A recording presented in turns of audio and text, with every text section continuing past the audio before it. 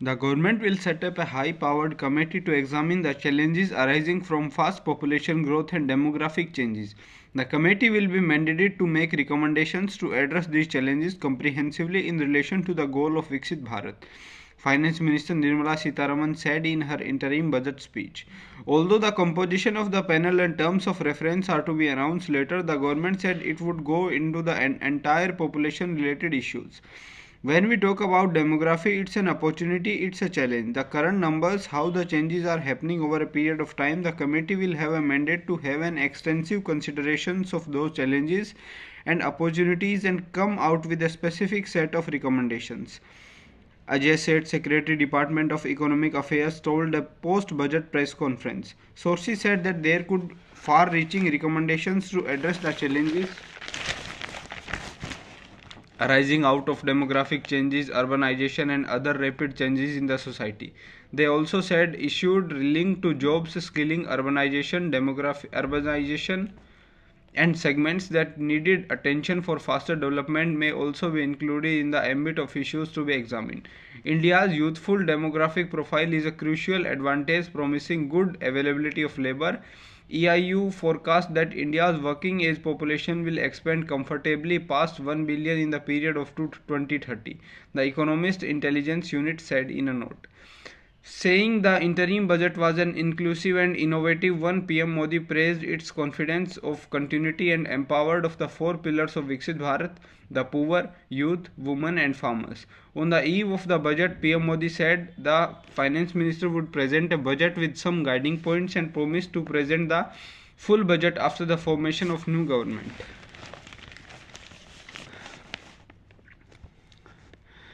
197 Communications, the parent company of Paytm brand, said it would disassociate from Paytm payment banks and partner with other banks. These moves come in the aftermath of RBI's actions against PBBL, which led to 20% drop in OCL's shares. Addressing analysts, Paytm founder and OCL CEO Vijay Shekhar Sharma said the development was a speed bump and the company will tide over the crisis. This was even as the company said it would have to halt loan distribution for 2 weeks and figure out how to transition merchant QR code accounts from PBBL. On Wednesday, RBI barred PBBL from adding funds to any customer accounts, ending the utility of most of its services with effect from March 1. Major investors of edtech startup Byju's don't want founder and CEO Byju Ravindaran to be in charge of the company, which has seen its valuation nosedive from $22 billion to $250 million in less than 2 years. In a dramatic turn of events, a section of other firm's major investor has issued a notice to Think and Learn, Byju's parent, seeking an extraordinary general meeting to consider reconstitution of the firm's board and change in leadership of the company. We are deeply concerned about the future stability of the company under its current leadership and with the current constitution of the board, the investor said in a statement Thursday. Byju Ravindaran, his brother Riju Ravindaran and his wife and co-founder Divya are currently on the board of Byju's. The investor said the AGM notice followed several months of continued efforts by shareholders to engage with the other company to address persistent issues relating to corporate governance, mismanagement and compliance.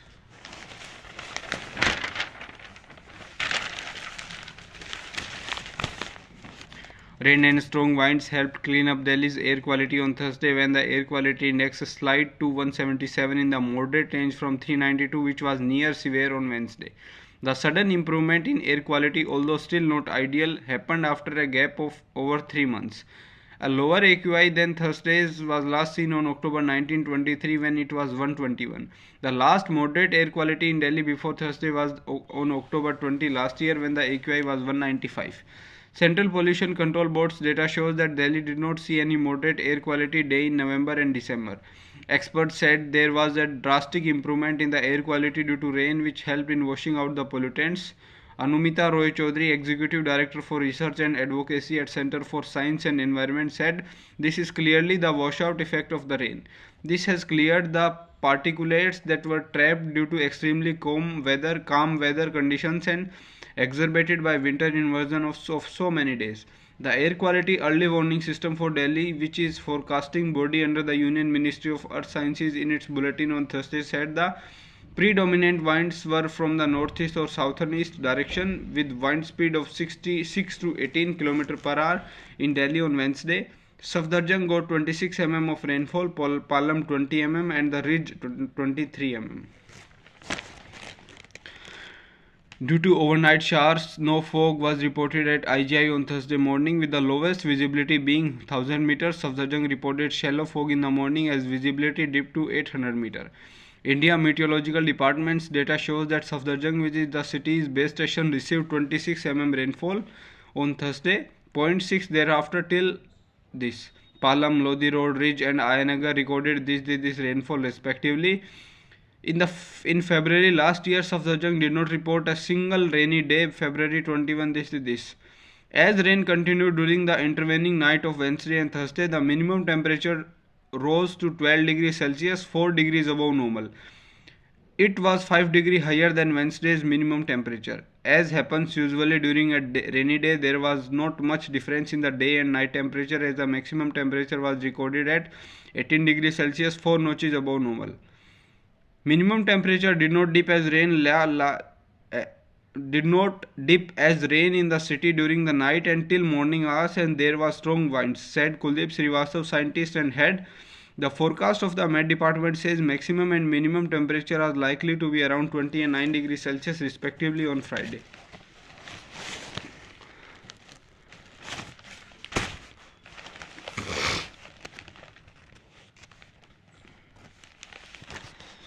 Ramveer Singh Bidhuri, leader of opposition in Delhi Assembly on Thursday, said the interim budget was a roadmap for the development of the country. The budget gave picture of the way in which the country was moving under the leadership of Prime Minister Narendra Modi, he said.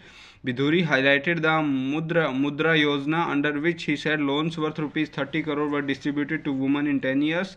1 crore youth were given training, free ration was provided to 80 crore poor people and 4 crore farmers benefited through crop insurance. He said that people were coming under the ambit of income tax voluntarily. The number of people filing income tax returns has increased 2.5 times, which is the result of right intention and policies of the government, Bidhuri said. Foreign investment in India has also doubled, he said. Delhi BJP President Virendra Sachdeva said the budget reflects the Amrit Kal vision of Prime Minister Modi. Most importantly, the interim budget shows that the economic conditions of the country is much better than it was in 13-14. India has become the fifth largest economy in the 10 years of Modi government. Every sector of the country has benefited from it. We are rapidly moving towards becoming the third largest economy, he said. Sachdeva added that the budget was dedicated to the poor, youth, farmers and women and presented a vision of a developed India by 2047. In the next 5 years, work will be done to provide solar power plant to 1 crore houses, he said, adding that 2 crore people would get housing so that they can get 300 units of electricity free of cost. They will get the benefit of selling additional electricity, he said.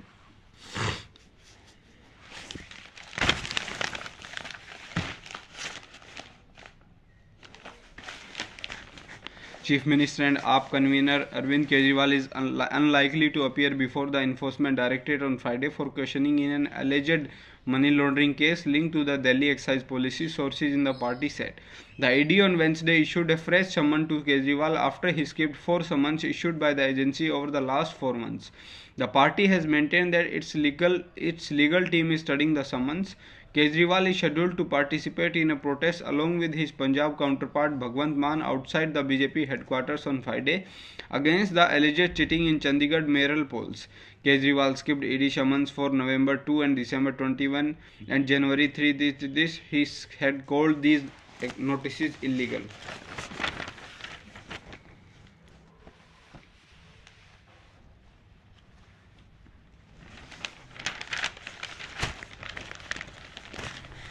Lieutenant Governor V.K. Saxena on Thursday directed the Chief Secretary, Principal Secretaries and Secretaries and heads of various departments to visit and stay in the villages overnight in the second week of February. The visit of the top city bureaucrats will be part of Delhi Gramodaya Abhiyan launched by Saxena for development of Delhi's villages. In a meeting at his secretariat LG also took feedback from the old district magistrate who made 2 visits to the identified villages in January and stayed there overnight. Saxena asked the DMs to submit a report listing 5 most important problems plowing the city's rural and urbanized villages and their workable solutions within 2 days. Saxena listened to the experiences gathered by the DMs over the last visits of the villages and their samvad with the residents on January this and this. The DM's visit were planned to ensure the developmental and welfare projects being implemented by Delhi Development Authority were in sync with the actual deficiencies and demands on ground, said a Rajnivas official.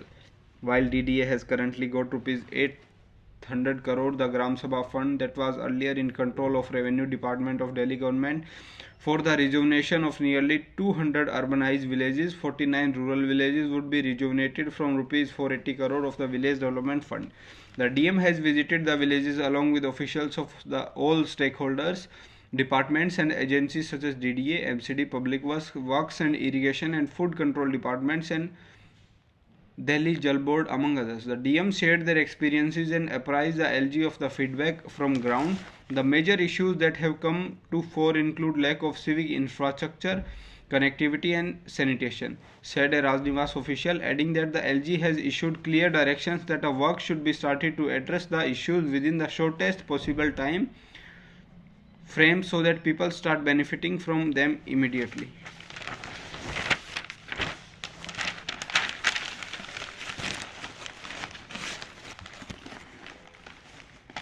Delhi High Court has asked Delhi Development Authority to answer if it gave prior notice before demolishing a mosque in Mehrauli 2 days ago. In proceedings that took place on Wednesday, the court also directed DDA to explain the basis on which the decision to raise the property was taken. The order was made public on Thursday. The court was hearing an urgent plea by Delhi Waqf Board assailing the action taken by the land owning agency for raising the 600-year-old mosque.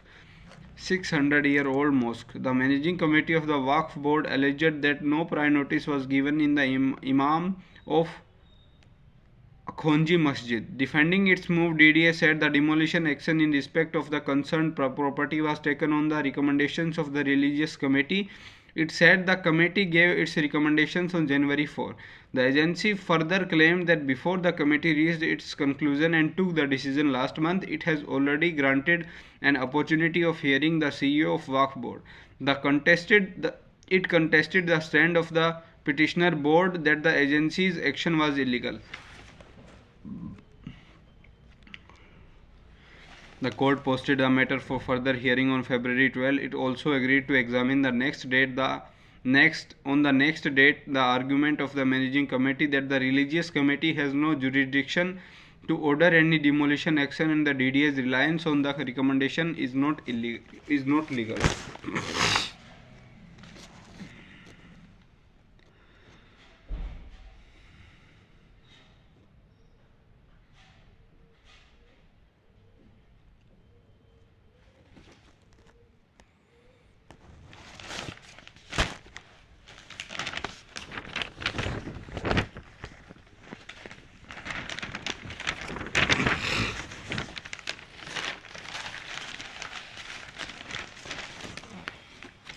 Between the double-layered steel barricading to isolate Gyanvapi Mosque for security purposes, a cut of 7 feet by 7 feet was made to install a steel gate and create a passage last Wednesday for priests to enter the mosque's southern pillar.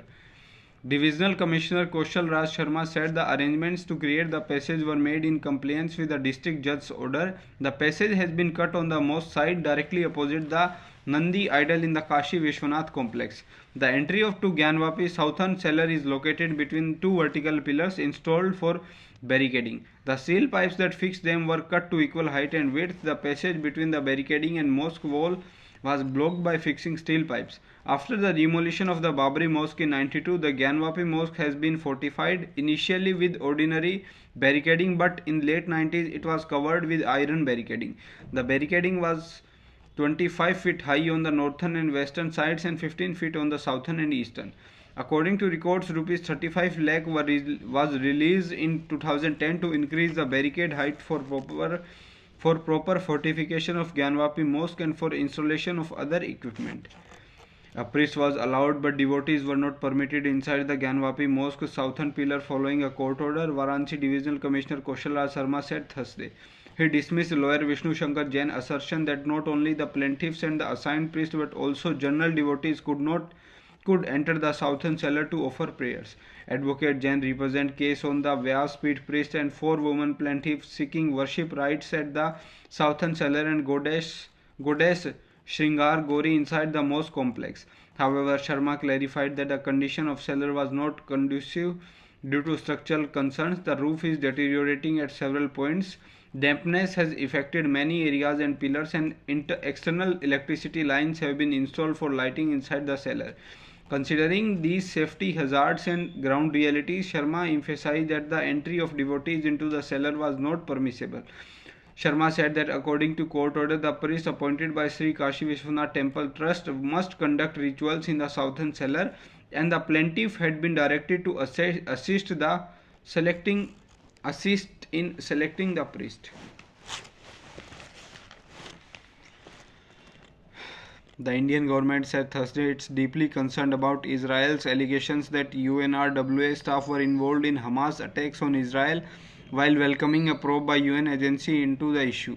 Unlike Western countries, India has far not announced any cut in its funding to the UN agency, but it has continued to strongly condemn the terrorist attacks by Hamas. India supports Palestine and Palestinian refugees through its contribution to what is known as United Nations Relief and Works Agency for Palestinian Refugees in the Near East and has contributed more than $36 million to the agency in the past 20 years. India is an important partner of Palestine. We have been extending assistance to them bilaterally and through the UN, said MEA spokesperson Ranjit Jaiswal. But at same time, we have a policy of zero tolerance towards terrorism, and in that regard, we are deeply concerned about the allegations that the UNRWA staff was involved in October 7 terror attacks. We also welcome the investigations launched by the UN in this regard, added the official. The official also said India has taken note the ruling of International Court of Justice that asked Israel to prevent death and destruction but stopped short of ordering end of military offensive. The US, UK, Germany and Italy have already suspended funding to the agency, which is said to have 13,000 employees in Gaza, most of them Palestinians.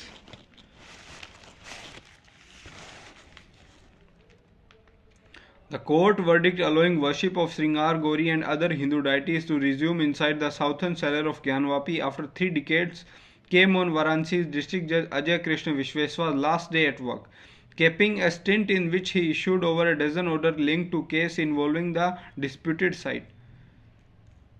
It was Vishweswa who directed ASI in July last year to do a scientific survey of Gyanvapi compound, which has been embroiled in the title dispute since 91. The original suit has spawned multiple litigations, including the main Sringar Gori case that now retired judge has been hearing since 22. ASI's report, copies of which were recently handed to both sides, purportedly states that a Hindu temple existed where Gyanvapi Masjid now stands. Vishweswa took over as district judge in August 21, less than a year before Supreme Court ordered that Sringar Gori case be transferred from Senior Division Civil Judge Court to his. He would subsequently take over and club 7 other cases linked to Gyanvapi. Born in 64 in Haridwar, Vishweswa is a science graduate. Vishweswa's first judicial assignment was in the Munsif Court at Kodwar. After taking over the Sringar Gori case, Vishweswa's first order was in June 8 when he rejected a plea by Jyotish Pit Sankaracharya Swami Avimundis seeking permission to worship the purported Shivling found in the ablution pond of Gyanvapi during a court mandated survey.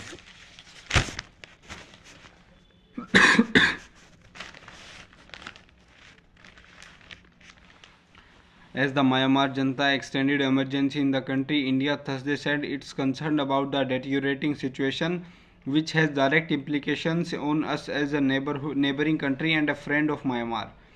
India has been advocating for a complete cessation of violence and Myanmar's transition towards inclusive federal democracy. We want an early resolution of the issue.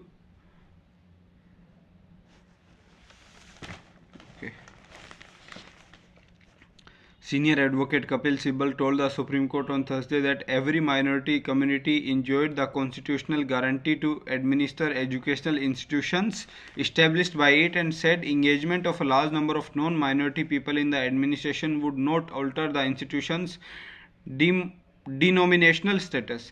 Wrapping up arguments before a bench of CJI D.Y. Chandrachud and Justices Sanjeev Khanna this, Sibal said there was no doubt about Muhammad Anglo Oriental College, wholly established and managed by a Muslim community, being the precursor of Aligarh Muslim University. Once AMU was proven to have been established by Muslims, the community, in keeping with fundamental right conferred on it under Article 30 of Constitution, had the intrinsic right to administer it. Sibal said there was no dilution of denominational character of institution merely because Muslims agreed to engage people from other communities in its administration, he added.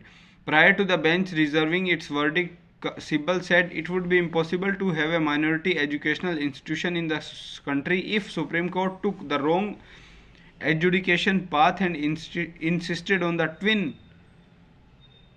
test of establish and administer of an institution by the minority community to take it eligible for denominational status. It will be a sad day if the court declares AMU to be a non-minority institution, as the Muslim student participation in IITs and IIMs hovered between 1 or 2%. He said, AMU is not only an institution of national importance and excellence where Muslim students could get some reservation to alleviate the educationally backward status of the community.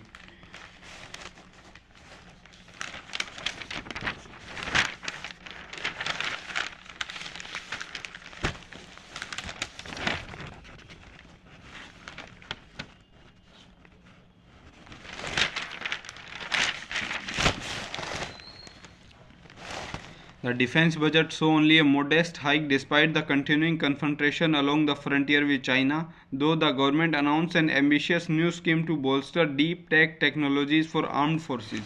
The overall defense outlay for next fiscal has been pegged at Rs 6.2 lakh crore, which marks just a 4% hike over the 24 budgetary estimates, and actually goes into negative if revised estimates are taken into account. Capital expenditure of rupees this crore for military modernization, however, registered at 5.8% hike over last year. Budgetary estimates and 9% over revised ones. The defense budget works out to just 1.9% of projected GDP for this and this. The finance minister said a scheme will be launched for strengthening deep tech technologies for defense purposes and expediting Atmanirbharta, with deep tech areas like artificial intelligence, machine learning, quantum computing, blockchain, and advanced materials becoming increasingly critical for wars for future. India certainly needs to go the whole hog in the arena. AI-driven surveillance and warfare, for instance, will enable much faster decision making. Cohesive integration of soldiers will niche technologies become all more crucial, given that China has been assiduously focusing on areas like AI, ML, lethal and autonomous weapon system, robotics and cyber warfare. On the land frontier with China, the jump in the capital budget allocation of the Border Road Organization will continue in the upcoming fiscal due to the continued threat perception all along the 3488 km line of actual control. The allocation of 24-25 budget is rupees this crore, which is 30% higher than the allocation in 23-24. Government will take up projects to boost port connectivity, infrastructure and amenities on India's islands, including Lakshadweep. Finance Minister Nirmala Sitharaman said on Thursday, doubling down the government's campaign to promote Lakshadweep and other unexplored islands through Prime Minister Modi's maiden visit to island cluster in January. The Finance Minister pointed to an increasingly aspirational Indian middle class that is looking to travel and explore, and said the government will encourage states to identify and develop iconic tourist centers, including spiritual destinations. The aim is to brand and market them globally and set up a framework to rate them based on the equality of facilities and services they offer. She also said promotion of domestic tourism would boost opportunities for local entrepreneurship and provide employment, and that the government would provide long-term interest-free loans to states to finance such development on a matching basis. The finance minister said the decision to host G20 meetings across 60 cities helped showcase the country's diversity In line with the Finance Ministry push for tourism infrastructure development, the Tourism Ministry's allocation for integrated development of tourist circuits functioning under the Swadesh Darshan scheme saw an allocation of rupees crore. This allocation of domestic promotion and publicity, including for its market development assistance. This crore, which has focused heavily on promoting the Northeast and Jammu and Kashmir as tourist destinations. The special focus on domestic tourism, which represents a vibrant growth drivers via the governments and are aimed at development of India's hidden gems, said Thomas Cook Indian chairman Madhavan Menon.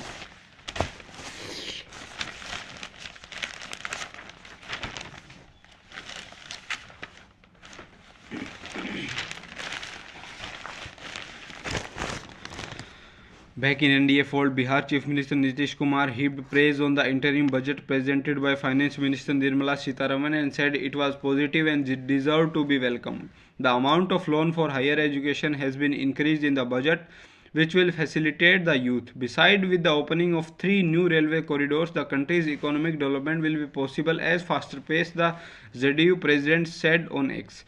He said the government decisions to launch a special housing scheme for the middle class was also a welcome step. Under this, people living in rented houses and slums will be able to get benefits, he added.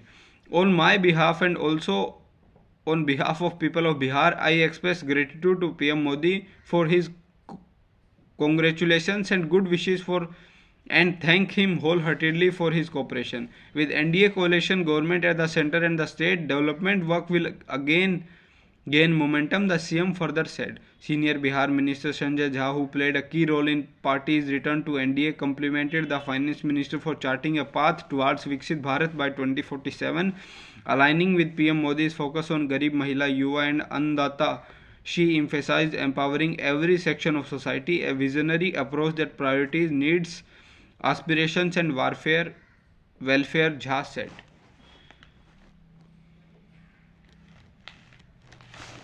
Better to die working than perishing due to hunger.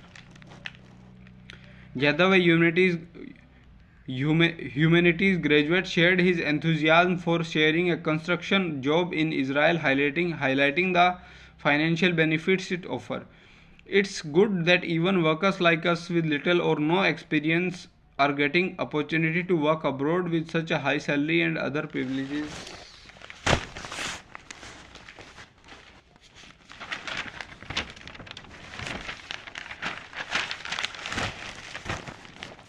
In his petition to Supreme Court, Jharkhand ex-CM Hemant Soren said on Thursday that Centre started a witch hunt against him after JM Congress alliance has defeated BJP in 19 assembly elections.